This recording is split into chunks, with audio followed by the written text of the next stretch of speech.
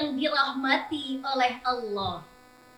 Dengan demikian, seorang ilmuwan barat mengatakan, jika ilmu tanpa didasari agama, pengetahuan tanpa ditopang ajaran Tuhan, maka hanya akan melahirkan modal manusia jahiliyah, akidahnya lemah, akhlaknya tercela, yang kerjanya hanya bikin rusak negara dan bangsa. Sebagai bukti, mabuk-mabukan di muka umum modern katanya. Buka jilbab pamer aurat modern bilangnya. Hamil di luar nikah, menggugurkan kandungan modern dalihnya. Timbul pertanyaan, lalu apa yang harus kita lakukan setelah memiliki ilmu pengetahuan dan keimanan yang mantap? Sebagai jawabannya, mari kita renungkan firman Allah dalam Al-Quran surah At-Taubah ayat 105. وَقُلِ اعْمَلُوا فَسَيَرَى اللَّهُ عَمَلَكُمْ وَرَسُولُهُ وَالْمُؤْمِنُونَ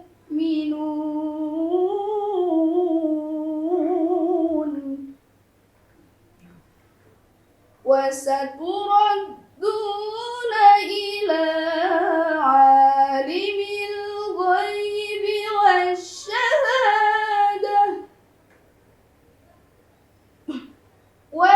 والشهادة فينبئكم بما كنتم تعملون.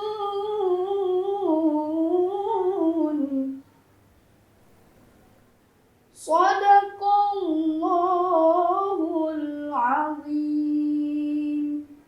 Katakanlah, bekerjalah kamu, maka Allah dan Rasul-Nya serta insan-insan beriman akan melihat pekerjaanmu, dan kamu akan dikembalikan kepada Allah yang mengetahui akan yang gaib dan yang nyata. Lalu diberitakannya kepadamu apa yang telah kamu kerjakan.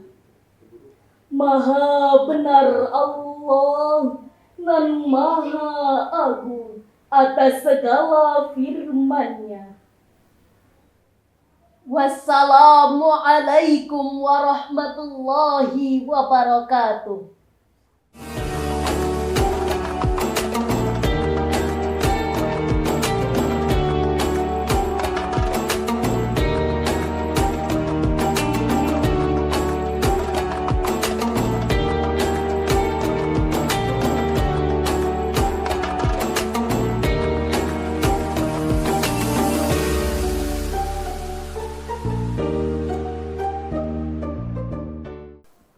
Assalamualaikum warahmatullahi wabarakatuh. Bismillah, walhamdulillah, wassalatu wassalamu ala rasulillah lan nabiyya ba'dah. Asyhadu an la ilaha illallah, wa asyhadu anna Muhammadar Rasulullah. Allahumma sholli ala sayyidina Muhammad wa ala ali sayyidina Muhammad. Sahabat Patria TV dimanapun saja berada di seluruh Indonesia, alhamdulillah hari ini kembali bersama saya Mustafa dalam program I Love Pesantren bersama Patria TV.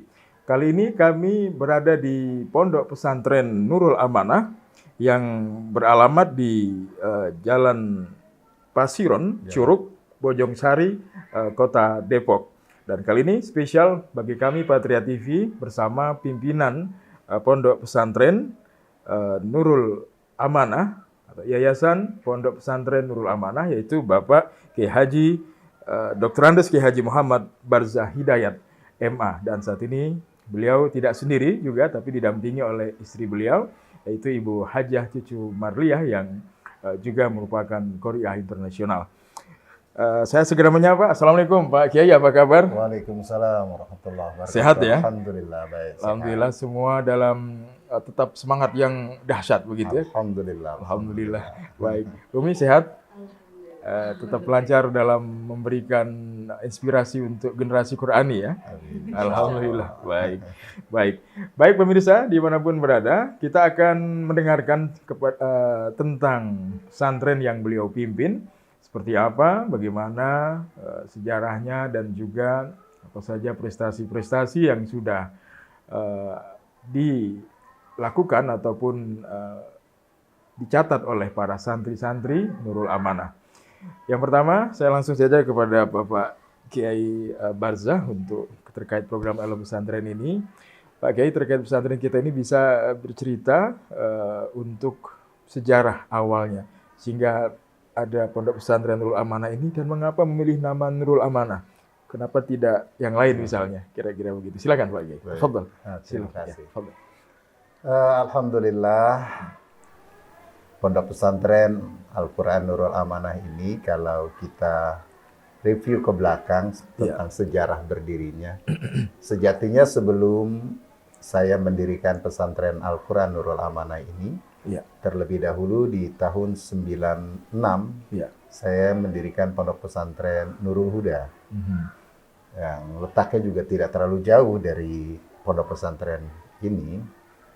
Berkembang pesantren itu sampai kemudian saya merasa bahwa ketika yang saya programkan di awal pesantren modern seperti itu, saya merasa harus ada pondok pesantren yang memang bisa mengembangkan tilawatil Quran dan metode tahfidz. Maka kemudian di tahun 2004, tepatnya tanggal 14 Mei,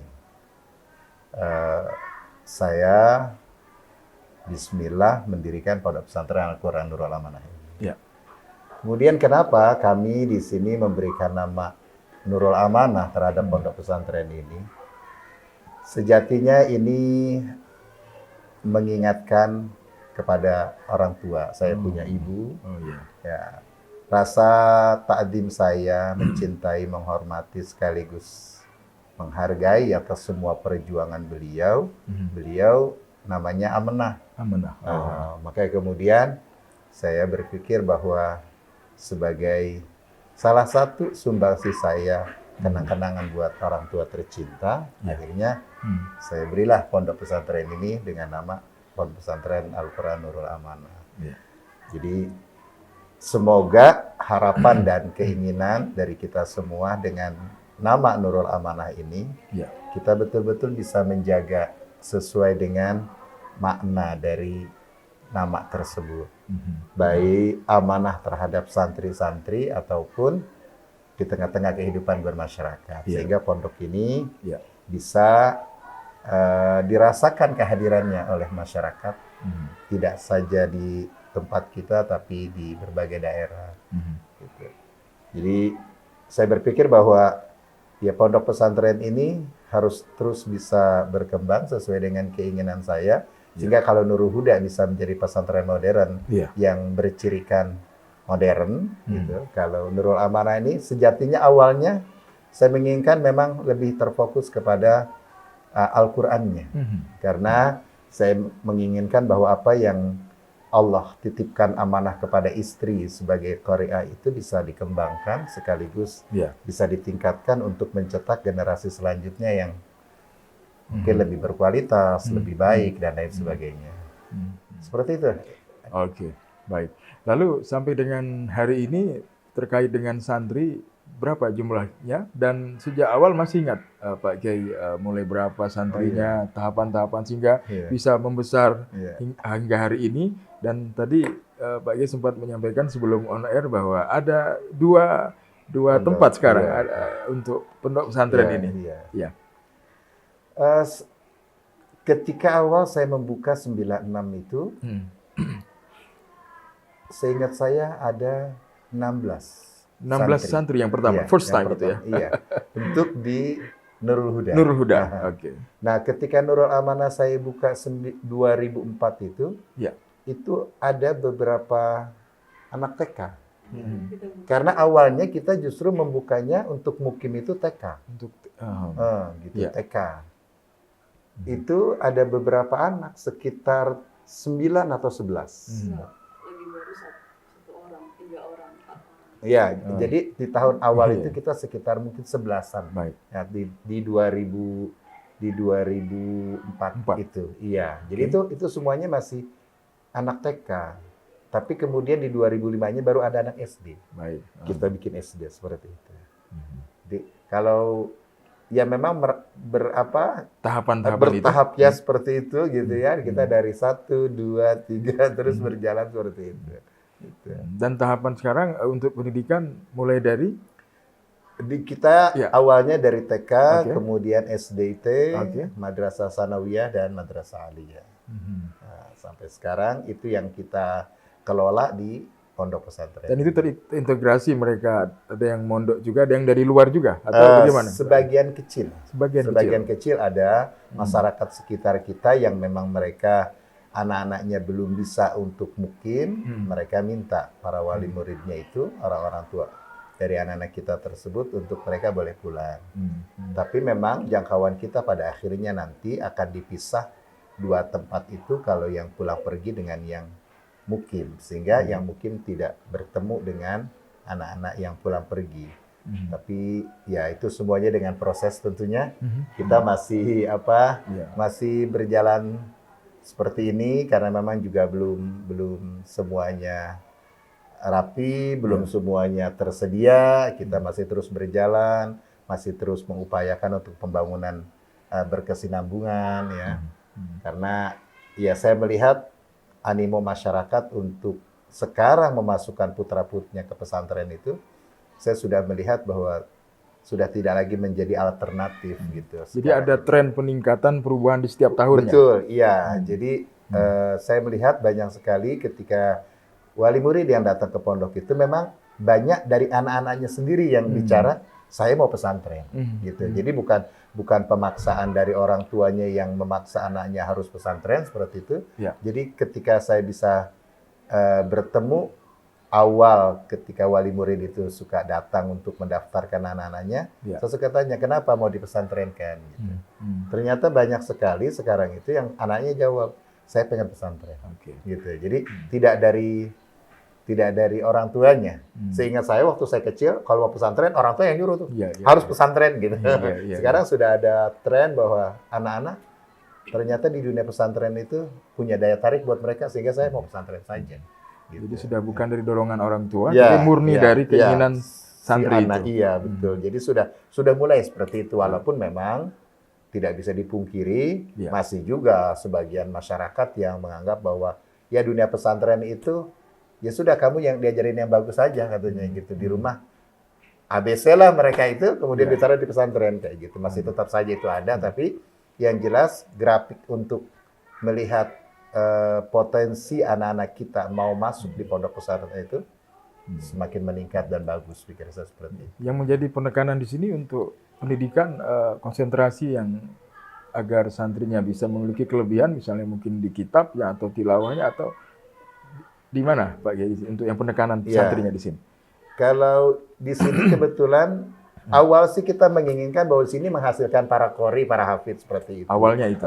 Awalnya itu Oke. kita punya keinginan seperti itu. Akhirnya kami di sini Oke. ngambil keputusan Oh, untuk iya. setiap kali anak-anak kita yang berada di pesantren ini kita kasih Hmm. mereka minat bakat. Jadi minat bakat itu kita berikan sama mereka pilihan dua. Dia mau pilih qori dengan apa lagi satu, dia mau milih tafsir dengan apa lagi, dia mau milih pidato dengan apa lagi, dia mau milih kaligrafi dengan apa lagi, dia mau milih desain grafis dengan apa lagi, kaligrafi, dan pokoknya semuanya kita berusaha untuk mengakomodir setiap anak punya kelebihan. Itu yang kita harapkan seperti itu dan itu ada memang waktu tertentu yang kita siapkan buat mereka untuk menggali potensi mereka semua. Untuk pidato atau ceramah itu setahu saya urusannya Pak Kiai Haji Barzah.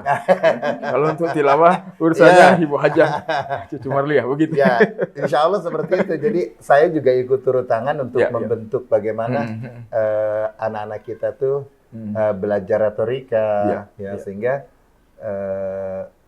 ketika mereka itu berbicara paling tidak dalam berpidatonya itu mereka punya ritme yang baik, kemudian bisa feedback yang baik dengan jamaahnya dan lain sebagainya. Khusus untuk yang pidato ini atau yang ceramah, bagaimana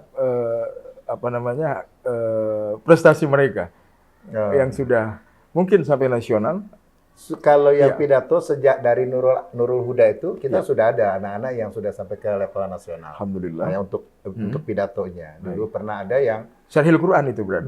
bukan. Pidato saja. Khusus, oh. Pidato, iya. Itu di tahun 2000 berapa saya lupa begitu. Itu pernah juara 3 nasional, tingkat Baik. nasional. Untuk anak sanawiyah atau aliyah waktu itu ya. Baik. Tapi yang jelas itu sudah pernah untuk ya, kemudian kalau untuk yang Syarhil ya, Ya. di Kota Depok sih sering sekali. Sangat sering sekali. Juara 1 itu. Ya. Kemudian ada juga sampai ke Jawa Barat ya, Banten gitu. Itu alhamdulillah juga sudah ada anak-anak kita yang mereka sudah berprestasi di bidang Syarhil, Ya. gitu. Baik. Kalau untuk tilawah mungkin lebihnya yang lebih Ya. tahu, tapi setahu Ya. saya ada yang pernah juara 3 tingkat nasional antar mahasiswa di UIN. Di UIN. Oh, ya. Ketika dia lulus di kita. Baik. Nah, sekarang saya beralih ke Umi Hajjah Cucu Marliah. Beliau ini adalah Qori internasional. Kita ingin mendengarkan beliau sebelum beliau menyampaikan cerita beliau bagaimana belajar Al-Quran sejak usia berapa sehingga bisa menjadi juara. Kita coba izin untuk mendengarkan 2 menit, 1 atau 2 menit suara indah beliau. Silakan Ustazah, falyatafaddal mashkura. Ya. Terima kasih kepada Ya, Ustaz. baik.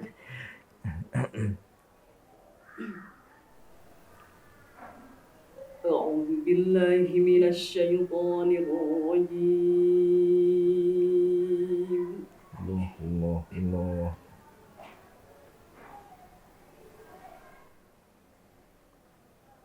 بسم الله الرحمن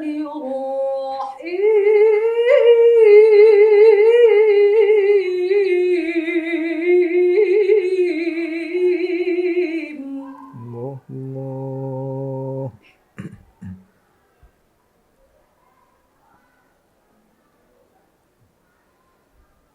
لو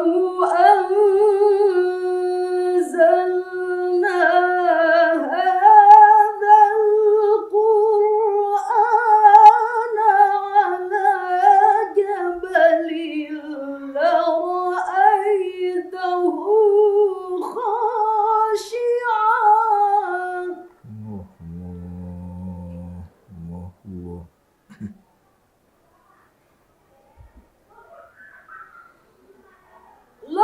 لرأيته خاشعا متصدعا من خشية الله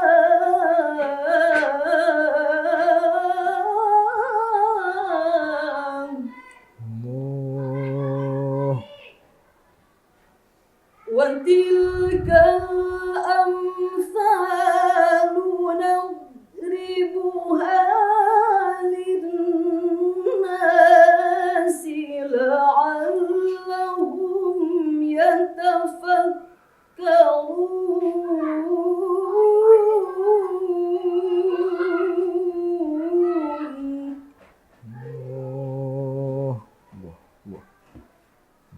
هو الله الذي لا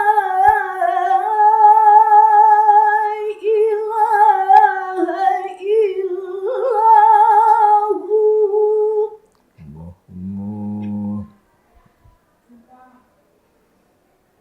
عالم الغيب والشهادة هو الرحمن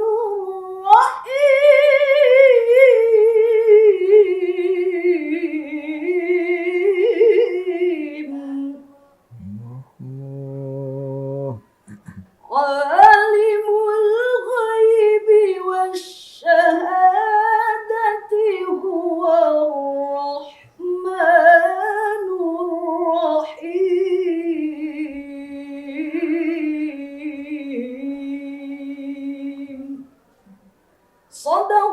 Sadaqallahul azim. Alhamdulillah, sadaqallahul azim. Maha benar Allah dengan segala firman-Nya. Demikian tadi suara indah dari Ustazah Hajah Cucu Marliah, Korea Internasional yang sudah menyuarakan suara indahnya melalui lantunan tilawah Al-Quran. Saatnya sekarang kita mendengar langsung dari beliau tentang cerita agar bagaimana how to inspiring people, ya, bagaimana menginspirasi Korea yang lain sehingga banyak duplikasi cucu Marliah yang lain. Kira-kira seperti itu. Ustazah bisa diceritakan, share kepada pemirsa kita terkait proses belajar tilawah Al-Quran sejak usia berapa, dan kemudian sejak kapan mulai ikut lomba, dan sampai di mana saja yang pernah diikuti. Seperti itu. Silakan. Terima kasih Ustaz. Ya. Baik, saya akan sedikit cerita bagaimana Ya. awal dari saya belajar tilawah Al-Quran, yang tentunya sebenarnya saya dari kecil itu Ya. saya minatnya nyanyi. Oh, Cita-cita itu. sebetulnya nyanyi. Cita-cita itu. Dulu Ya. Belum suka, terlintas untuk tilawah Al-Quran, Iya, ya? Oke. belum. Ya. Tiba senangnya itu nyanyi gitu ya. Oke. Ya. Awal SD kelas 3, kelas Ya. 3 SD saya mulai, karena ya mungkin saya termasuk anak yang ya nggak malu-malu dah kalau misalnya di Berani tampil artinya, berani berani tampil. tampil. Oke. sama kepala sekolah bisa disuruh untuk mengikuti lomba apa saja. Ya. Kalau misalnya diberikan kepercayaan, saya insya Allah saya mau aja gitu. Ya. Lagi pertama kali saya ikut itu bidang nyanyi. Bidang Iya. nyanyi. Oke, Ya. oke. Lagi kelas 3 SD, pop Sunda, gitu. Terus semenjak itu pas SMP kita belum ke Quran tuh belum mendalami Al-Quran, kita juga mengaji ya masih mengaji Tartil sampai biasa. tawaf dah. Iya, Masih masih belum pergi dari rumah gitu. Oh, iya, iya. Mengaji di guru pengajian Oke. masyarakat biasa. Iya, gitu. iya. Nah, setelah kelas 3 SMP, Ya. dari situ mungkin saya baru terlintas ingin pesantren gitu. Oke. Ingin pesantren. Iya. Nah, sebenarnya saya juga masih bingung pesantrennya masuk ke pesantren apa, dan apakah saya bakal sanggup gitu ya untuk mengikuti ya pelajaran-pelajaran baik di sekolah atau pesantren. Soalnya saya sekolah dari awal SD sampai SMA itu umum terus, ya SD negeri, SMP Iya. negeri sama SMA negeri. Yang tentunya kan pelajaran agamanya itu Masih minim ya? iya. Iya. Dulu kan pergejaran agama Islam saja kan ya, belum ada ini. Iya. Dan untuk tajwidnya pun saya belum paham sekali gitu ya. Cuma ya di kampung-kampung ya biasa ya, paling ya tajwidnya kan Iya. Seadanya. jelas aja, iya. Taunya idhar misalnya jelas aja ya, nggak tahu perinciannya seperti apa. Nah, alhamdulillah saya punya orang tua Iya. yang selalu memberikan dorongan semangat, juga keluarga juga kakak-kakak semua. Pertama kali saya lagi kelas SMP kelas 2 diunjukin sama kakak yang terbesar. Nih Kak AA katanya gitu ya, karena saya orang Bandung jadi susah. Iya. AA ini kelas 5 SD aja udah bisa tampil ngaji Al-Quran di depan masyarakat di acara besar katanya gitu. Harus bisa katanya gitu. Iya. Akhirnya saya karena saya apa aja gak mau gitu ya, asal Iya. ada yang mengarahkan gitu. Iya. Ya, akhirnya diarahkan sama orang tua untuk masuk pesantren Al-Quran. Misalnya Al-Quran, dulu saya pertama kali masuk pesantren pas masuk SMA negeri Cicalengka. Cicalengka. Iya.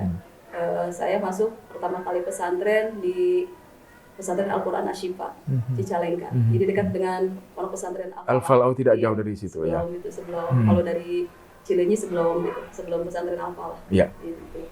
Saya alhamdulillah pertama kali masuk pesantren ke pondok pesantren Ashifa.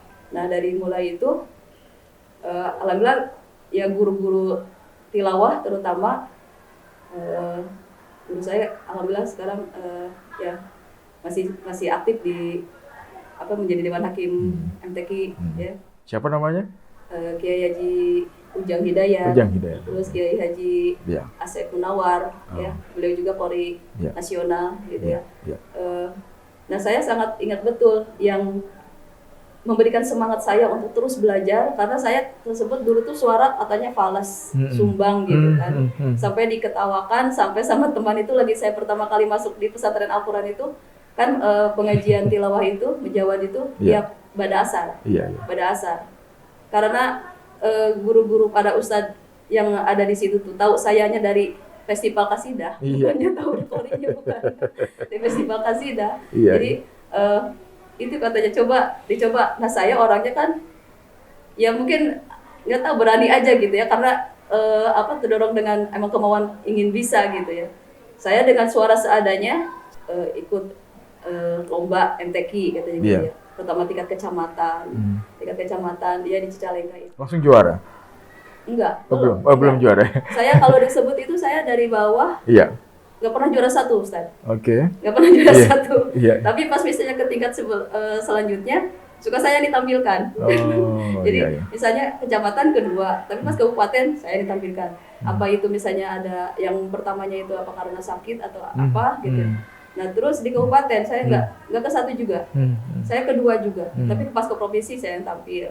Di provinsi juga begitu. Nah, pas nah itu kan tahun 91 saya. 91, ya. 91 saya baru masuk. Itu tingkat di 91 itu tingkat apa lombanya kok? Iya, baru masih dari kecamatan. Ya, karena kita remaja ya, remaja. Remaja maksudnya. Saya tidak mengalami tingkat anak-anak. Oke, karena tadi itu mulai SMA belajarnya tadi itu. Oke. Mulai memperdalami tajwidnya gitu ya, baru tahu pakai lagu juga itu pas SMA itu pas masuk pesantren gitu. Tapi karena kebetulan kalau di pesantren Asyifa itu mendalami tajwidnya, ya, ilmu tajwidnya yang lebih diperdalam. Kalau mungkin untuk lagu itu mengikuti perkembangan setiap tahun aja, dari kita melihat dari bisa jadi per-MTQ-an gitu. Tadi kabupaten kemudian provinsi? Iya. Nah, tahun 99 berapa ya? Saya baru jadi cadangan. Oke. Di cadangan lagi provinsi Jawa Barat masih gabung dengan Banten ya, belum dipecah itu. Ya, tahun 99 ya masih 91. Itu saya udah ya senang sekali gitu dengan dijadikan sebagai cadangan, juga udah senang sekali. Itu ya pengalaman gitu ya. Kata saya ya ini jadi cadangan katanya itu. Nah, itu tahun 91. Tahun 92 saya baru mungkin ya dapat ke satu kabupaten. Alhamdulillah. Ya sama guru tilawah itu. Nah, tahun sekarang katanya bisa kedua, bisa ketiga. Tahun depan minimal harus kedua gitu ya. Jadi dikasih semangatnya. Jadi saya terus setiap habis pulang sekolah, setiap ba'da sholat fardu, saya latihan aja sebisanya saya, sebisanya. Terus sampai mungkin bisa dikatakan saya bandel di waktu latihan. Sampai kata guru saya, Ibu boleh latihan terus bagus, tapi jangan jam 3 malam udah teriak. Gitu ya. Jadi saya tuh saking jadi karena dari guru saya latihan terus katanya, kalau suara kalau nggak terus diolah katanya nanti bisa kaku atau apa. Jadi saya udah mencoba masukkan lagu yang sudah ada pegangan gitu ya, dimasukkan ke ayat-ayat yang lain. Terus latihan setiap pada sholat itu. Nah, alhamdulillah ya sejalan dengan waktu terus berjalan, saya pas tahun 93 provinsi itu ketiga, remaja ketiga. Nah, pas nasional kan diadakan TC dulu ya, pembinaan dulu di Jawa Barat itu, tryout beberapa kali, akhirnya di nasional kebetulan tahun 94 itu di Riau. Pekanbaru Riau. Di Riau itu sama angkatan dengan itu saja aja Rahmawati Jamal gitu. Katanya dulu tuh. Iya. Nah, saya di Riau saya tampil. Nah, itu tampil pertama saya di nasional tahun 94 itu saya belum kenal lagu sama sekali. Mewakili remaja waktu itu. Mewakili remaja, mewakili Jawa Barat.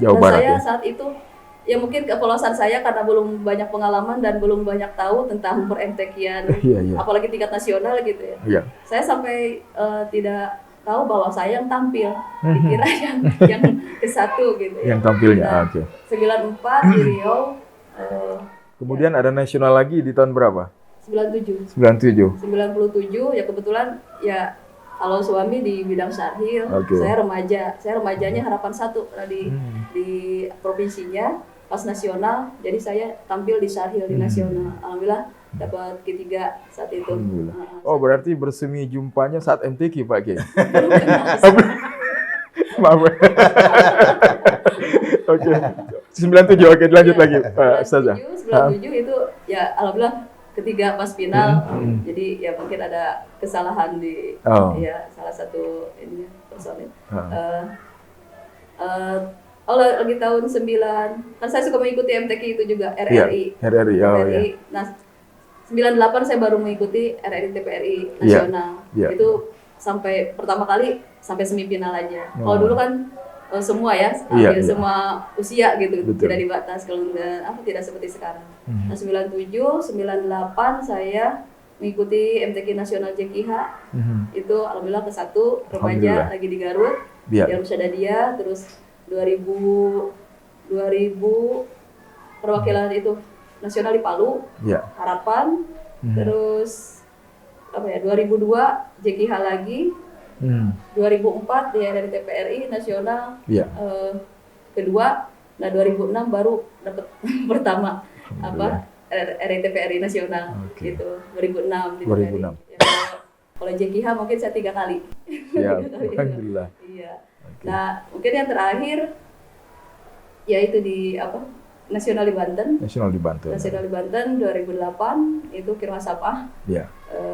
bersama dengan Kiai Haji Mumin. Mubarak, iya, iya. Iya. Iya, Saya iya. putrinya kan perwakilan dari Jawa Barat. Iya. 2008 terus nah kesini-sininya 2000 lagi di NTB 2016 ya. Iya. Ya 2016 tapi itu perwakilan Banten Baik. 2016.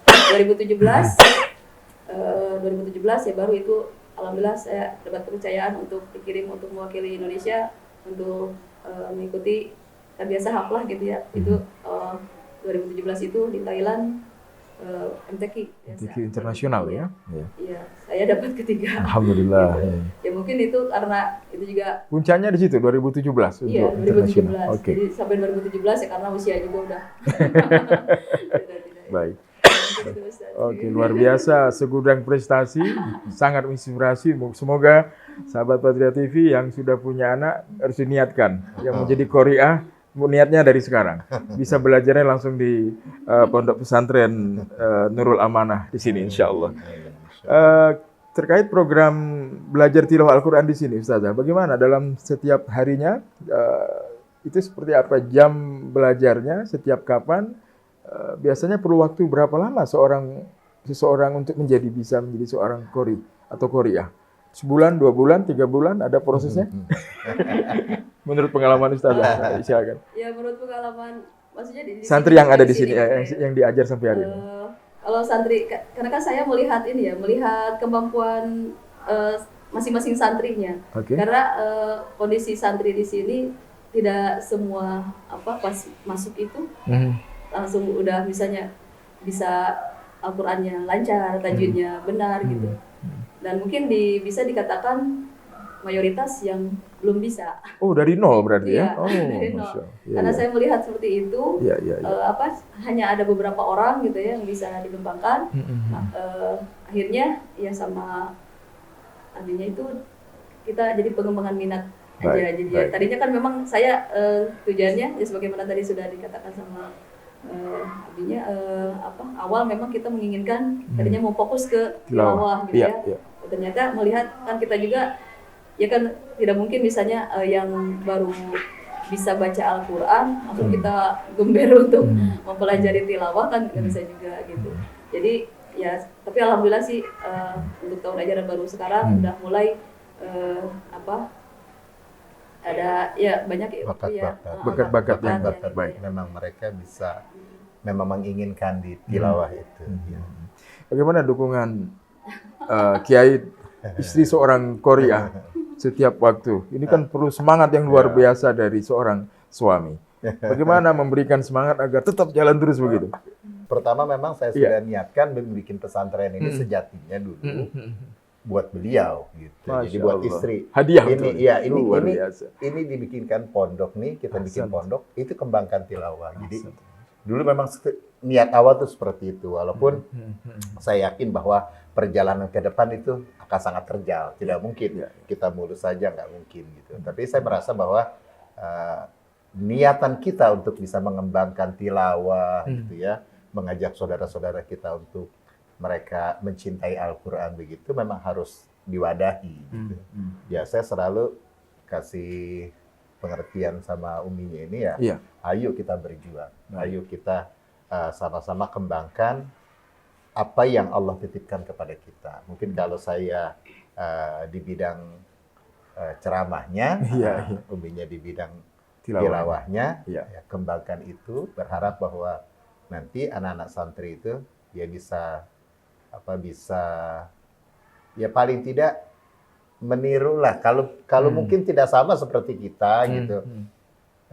Untuk cara apa menyampaikan dan lain sebagainya, minimal dia punya motivasi yang besar, saya harus lebih baik gitu. Baik, Jadi ya itu yang selalu saya ini kan, sehingga kita tidak merasa lelah untuk ya, berbagi ilmu dengan anak-anak kita di sini ya, dengan santri-santri kita di sini. Kapan waktu kita bisa, walaupun kita sudah programkan kalau untuk tilawah itu ada malam Sabtu, malam Senin, kemudian hari Kamis. Yaitu khusus untuk yang memang mereka-mereka di bidang tilawah seperti itu. Jadi kalau tahfidz memang ada khusus guru yang mengelola tahfidz, walaupun ubinya juga sama, tetap terjun untuk membina tahfidznya gitu. Tapi guru yang menangani laki-laki untuk tahfidz itu guru laki-lakinya ada juga yang memang dia hafidz gitu ya. Baik. Seperti itu.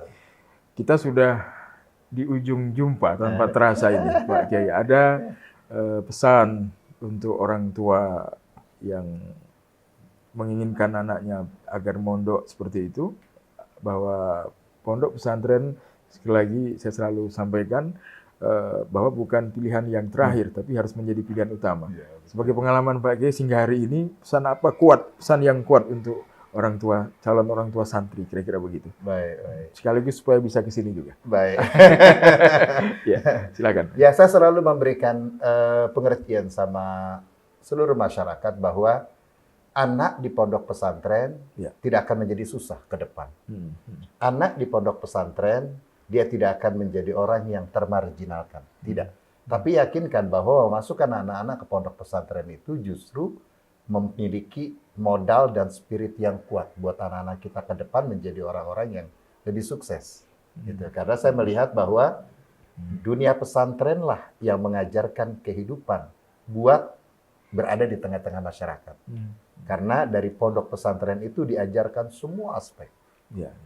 Menghadapi orang dengan karakter seperti ini, dengan kondisi yang begini dan seterusnya begitu, itu hanya ada di dunia pesantren. Sehingga dia belajar dengan kondisi keberadaan teman-temannya, ke depannya dia bisa akan menghadapi kondisi bagaimanapun keadaan di tengah-tengah masyarakat.